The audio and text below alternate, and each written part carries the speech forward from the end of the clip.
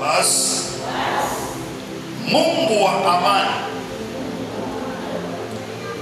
aliyemleta tena kutoka kwa wafu mchungaji mkuu wa kondoo.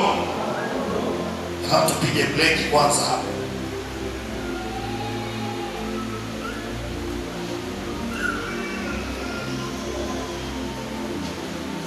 Tumefika hapo Waebrania sura ya 13 mstari wa 20. Wale wanaoandika,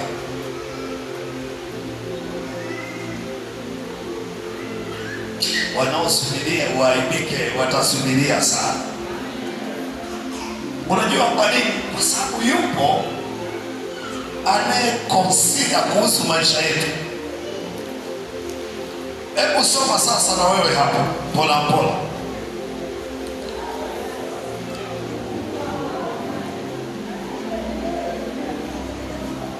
Usikae hapo, tumia akili kwamba kwenye kona huko kunaonekana nini.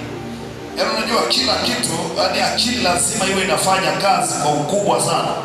Mimi ni mwalimu, lakini naweza nikakufundisha kwa lugha ngumu sana.